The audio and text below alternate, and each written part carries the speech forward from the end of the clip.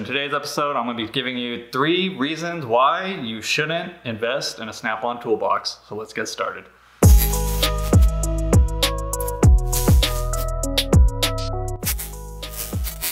What's up guys, Nick Nakai here, Let's Drift Media. So real quick off the bat, I noticed 85% of my viewers are not subscribed to the channel. So if you could do me a favor, if you watch my videos more than one, if anything's help you out, do me a favor man, hit that subscribe button. Alright, so this video is in no way to hate on Snap-on boxes. Say you bought a Snap-on box and you're gonna get mad at me. I personally have a Snap-on box. I'm actually on my 3rd Snap-on box. But just looking back at it now, I kind of thought maybe I would have done things a little bit different, and kind of wanted to make this video to kind of talk about some things you should think about before spending 5-10 grand on a toolbox that's just gonna hold your tools. So yeah, just a quick disclaimer, because I know there's some diehard Snap-on fans that are just getting ready to lay a hateful comment about how amazing Snap-on is, and if you don't have it, you're just trash. Real quick, if you can, drop a comment, maybe how many years you have in the field and what kind of box you have, maybe what brand. If you have Snap-on, would you go, if you can go back in time, would you do it again? Or would you do something else? I'm always curious to hear from you guys, as well as a lot of the viewers get a lot of helpful information out of you guys in the comments. So would love to hear your guys' story. All right, so let's get started with my 3 reasons. Reason number 1, they are ridiculously expensive. And yes, I know some people may argue, well, Nick, you're spending, it's for your career. You don't gotta look at it as a purchase. You should look at it as an investment. Yes, that is true. They do hold their value more than other boxes, perhaps. But at the end of the day, you could have spent that money on a cheaper toolbox. Doesn't have to be Harbor Freight. I'm a big Harbor Freight supporter, but not saying you have to get one of those, even though they are great boxes.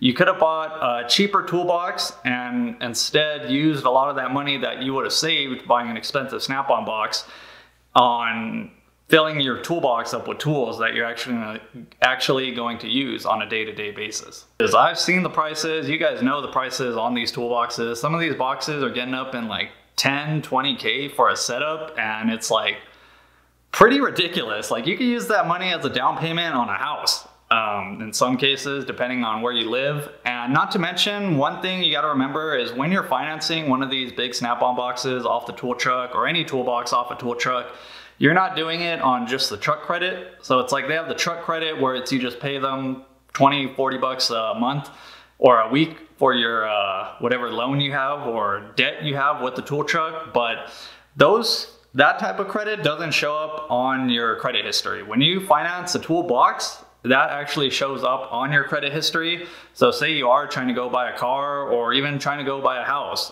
that big debt you have is gonna show up on your credit history. So that's just one reminder in case you didn't know that happens when you finance a big expensive box like that. So yeah, that's reason number 1, is they are just ridiculously expensive for something that's just gonna hold your tools. So that leads me to reason number 2, is I find myself 90 to 95% of the day working out of my service cart.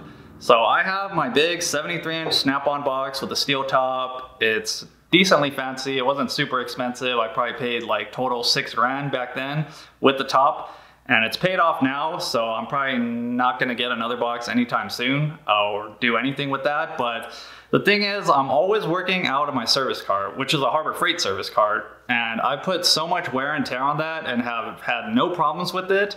But where I work now, I don't have an assigned bay, like an assigned lift, since we work on all types of vehicles. Sometimes you might have to use a different lift.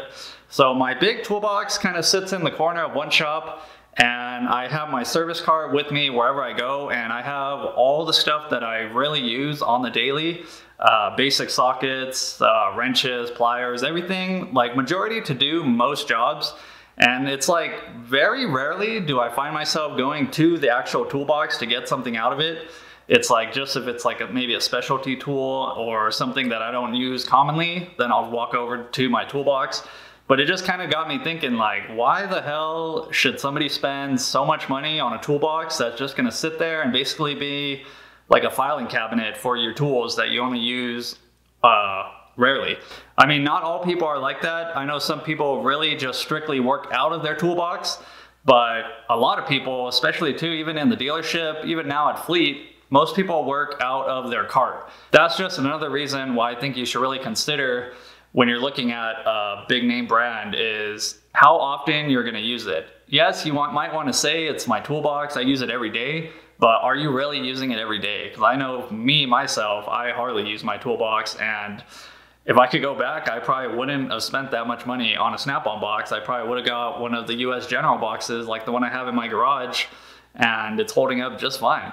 And if you're still not convinced, maybe walk into a dealership or shop, ask if you could just take a look around, and you'll see that most mechanics work out of their service cart. And they will probably tell you the same thing. It's like, yeah, I just go to my main box every now and then when I gotta get a tool that I don't really use too often. And last reason is having a big brand name, having fancy tools, even tools themselves, having Snap-on everything, high-end stuff, doesn't really make you any better of a mechanic.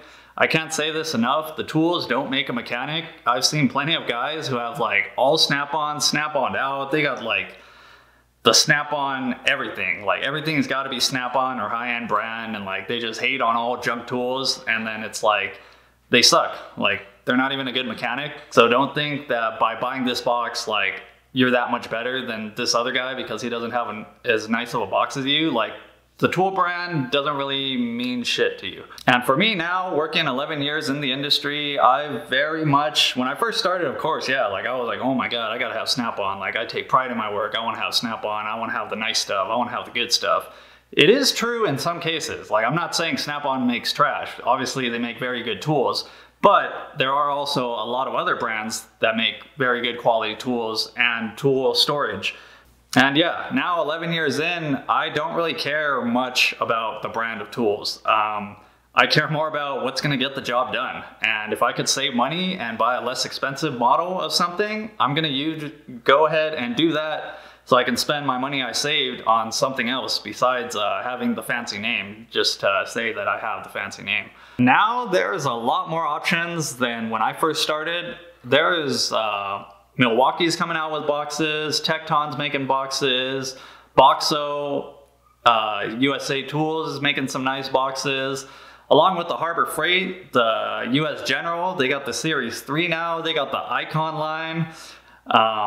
Husky's making some nice boxes. There's a lot of options that I really just recommend looking into.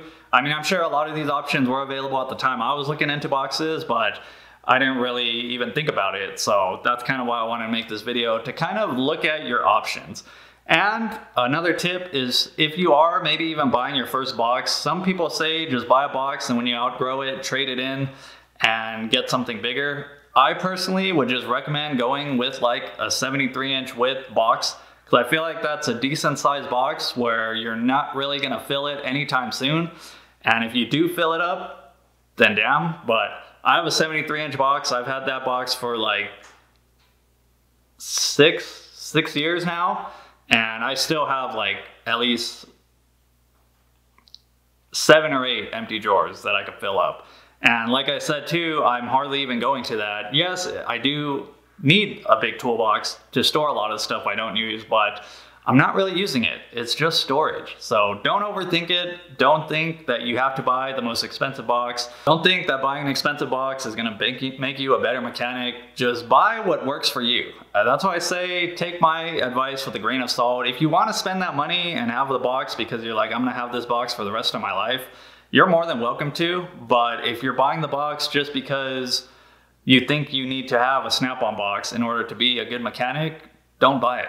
So that pretty much sums up this video. Again, no hate on buying a Snap-on box. I have a Snap-on box, so I'm not really trying to hate on Snap-on. Like I said, I'm just trying to let you guys know that there are other options, and you really got to think about how much you're actually using that box. Is that going to justify spending how much money you're going to spend on that toolbox? So hope you guys enjoyed this episode. Feel free to drop a comment with your thoughts and opinions. Say you have a box right now.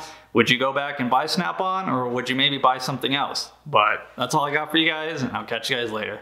Peace!